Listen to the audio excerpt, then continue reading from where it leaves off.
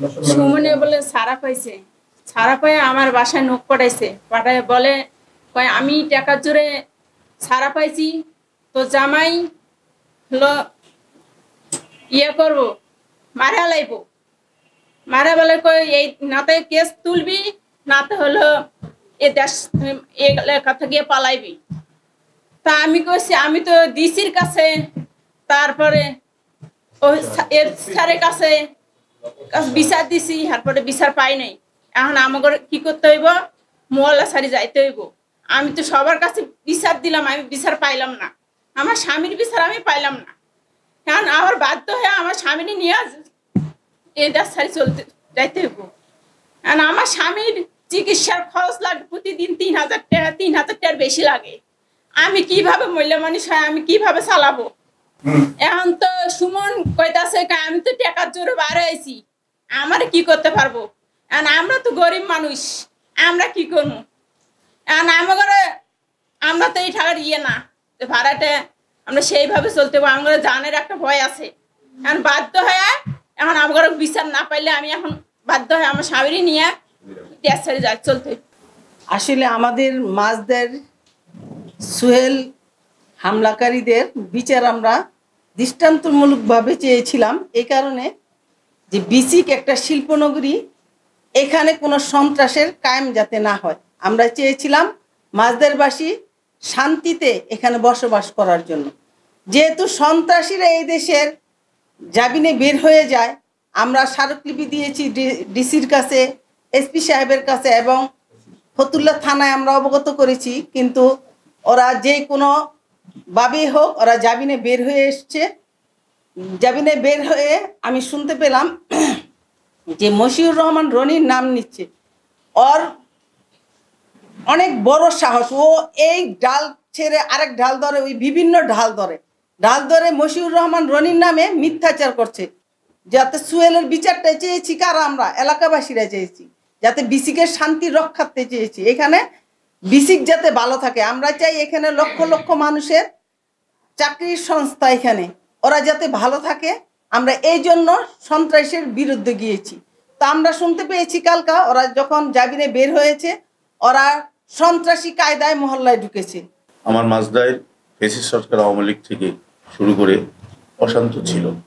ফেসিস বিদায় হওয়ার পরে আমরা মাছদারকে শান্তিপ্রিয় করার জন্য মাদক, সন্ত্রাস, কিশোর গ্যাং, চাঁদাবাজ এদের নিরসনে নিরলস পরিশ্রম করে যাচ্ছি। এই নিরলস পরিশ্রমের মাঝে কতিপয় সন্ত্রাসী পাঁচতলার মোড়ের, ওরা আমাদের মাছদেরকে অশান্ত করার জন্য হোটেলের মাধ্যমে, বিভিন্ন মাদক ব্যবসার নিয়ন্ত্রণের মাধ্যমে, কিশোর গ্যাংদের নিয়ন্ত্রণের মাধ্যমে মাছদেরকে অশান্ত করে তুলছে। পাশাপাশি তোলার ক্ষেত্রে আমাদের এলাকার গার্মেন্টস শ্রমিক সোহেলকে নির্মমভাবে হত্যার উদ্দেশ্যে আক্রমণ চালায়। আল্লাহ পাক হায়াত দান করেছে বিদায় এখনো বেঁচে আছেন, আশা করি আল্লাহ নেক হায়াত দান করবেন। কিন্তু বিষয় হচ্ছে দুঃখের যে এত নৃশংস হত্যাকাণ্ড চালানোর পরেও ওর পরিবার, সমগ্র মাছদারবাসী আমরা যখন এক হয়ে একতা প্রকাশ করি, আমরা সাংবাদিক সম্মেলন করেছি, মানববন্ধন করেছি, আমরা থানায় জানিয়েছি, প্রশাসনকে জানিয়েছি, ডিসি সাহেবকে স্মারকলিপি দিয়েছি, এসপি সাহেবকেও স্মারকলিপি দিয়েছি। তদুপরি এই সন্ত্রাসী আজ পর্যন্ত গ্রেপ্তার হয়নি। অত্যন্ত দুঃখের বিষয়। এতে করে বর্তমানে আমাদের যে ইন্টারিয়ান গভর্নমেন্ট আছে, অন্তর্বর্তী সরকার, তাদের দোষারোপ হচ্ছে। আমরা যারা এখানে এলাকায় স্থানীয় সমাজের ব্যক্তিত্ব সম্পন্ন লোকজন আছি, আমাদেরও সমস্যা হচ্ছে যে আমরা নিয়ন্ত্রণ করতে পারছি না এই সন্ত্রাসীদের। তাহলে কি হলো যে সেই আওয়ামী লীগকে বিদায় করলাম, সন্ত্রাসীকে বিদায় করলাম, কিন্তু এখন তো সেই সন্ত্রাস রয়েই গেল। তা আমরা এই দায়ভার নিতে চাই না। আমরা এই কারণে নিতে চাই না যেহেতু আমরা সমাজের একজন ব্যক্তিত্বশালী সবাই এই মাছদারকে শান্তিপ্রিয় স্থানে রাখতে চাই।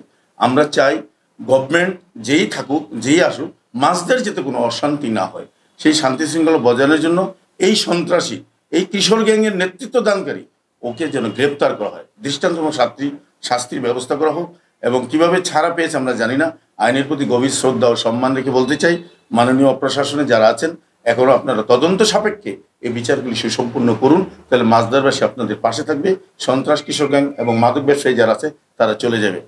সম্মানিত ব্যক্তি সারা বাংলার মানুষ যাকে চিনে, সারা নারায়ণগঞ্জবাসী যাকে চিনে, যার অমূল্য রতন হিসেবে যাকে জানে, সে হচ্ছে মশিউর রহমান রনি। এই কিশোর গ্যাংয়ের সন্ত্রাসী নেতৃত্ব দানকারী কিভাবে এত দুঃসাহসিকতার পরিচয় দেয় মশিউর রহমান রনির নাম নেওয়ার ক্ষেত্রে।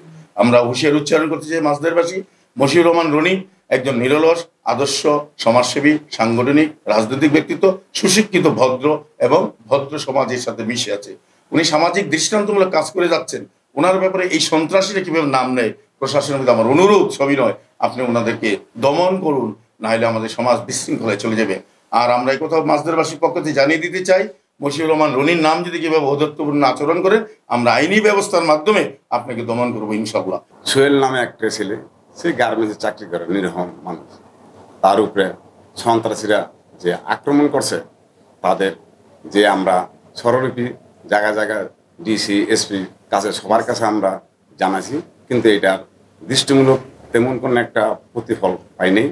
এবং তারা কিভাবে জামিনে বাইরে আছে তাই বলে এটা আমার দাবি, এবং এটার সোহেলের বিচার চাই আমরা। বিসিক নিয়ে পাঁচতলা মোড় থেকে প্রতিদিনই এই আমাদের গার্মেন্টস শ্রমিক নেতৃবৃন্দরা যারা কাজকর্ম করে তারা ঠিক মতন তারা বাসায় ফিরতে পারে না। এদের ওই পাঁচতলা মোড় থেকে তাদের জুলুম অত্যাচার করে, মাসে বেতন পায়, এই টাকাটা সুদ্ধা তারা ওই জায়গা থেকে কেড়ে নেয়। এই সোহেলের আক্রমণে কিভাবে জামিন পায়, এটা মৃত্যু সজ্জা লোক কেমনে জামিন পায়? এটা তো জামিন পাওয়ার কোনো প্রশ্নে আসে না। এই জামিনটা যে পাওয়াতে এলাকার ভিতরে আরো আতঙ্ক সৃষ্টি হচ্ছে, এবং সে বাসায় ঢোকার সময় তার নিজস্ব বাহিনী নিলে বাসায় ঢুকছে এবং এলাকায় মহড়া দিছে। আমরা চাই না যে পুনরায় আমাদের এলাকার ভিতরে এই ধরনের কোনো কুঘটন ঘটুক। আমরা এলাকাবাসী চাই শান্তি শৃঙ্খলাবদ্ধ। আমরা আগামীতে যেন এই ধরনের ঘটনা যদি না হয়, তাহলে আমরা বলবো যে প্রশাসনের কাছে, প্রশাসন যেন এটা খুব জোরালোভাবে দেখেন। আর এই সোহেল সুমন, এই সুমন গ্রুপ প্লাস আরো যারা আছেন, এদেরকে কঠোরভাবে বিচার আইনের মাধ্যমে বিচার করা হয়। তাই আমি সকলকে বলবো যে এলাকাবাসী সবাই এক থাকেন, এই ধরনের লোক যেন আর কোনো সময় এই মাছদার যেন উচ্ছৃঙ্খলা না করতে পারে।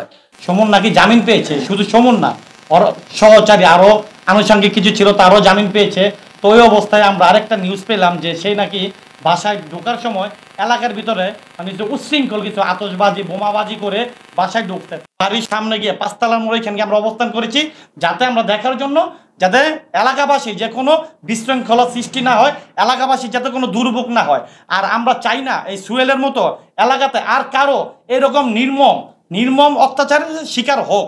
ডিসি সাহেব, এসপি সাহেব, আপনাদের কাছে দৃষ্টি আকর্ষণ করছি কিভাবে এরকম একটা সন্ত্রাসী অতি মানে দ্রুত জামিন পেয়ে গেল। আর এই যে সোহেল একটা দরিদ্র পরিবার সন্তান, তার বাচ্চা আছে, তার ওয়াইফ আছে, তার প্রতিদিন 4-5 হাজার টাকা পার ডে খরচ, তার মাসিক ইনকাম নাই 15,000 টাকা, তার মাসিক ইনকাম নাই 15,000 টাকা। আপনারা চাইলে জাস্টিফাই করে দেখতে পারেন, এলাকায় যে খোঁজ খবর নিয়ে দেখতে পারেন। এখন পরিবার দায়ভার কে নিবে? ডিসি সাহেব, এসপি সাহেব, আপনাদের সাংবাদিক ভাইদের কাছে আমি প্রশ্ন রাখলাম যে ওই পরিবার দায়ভারটা কে নিবে?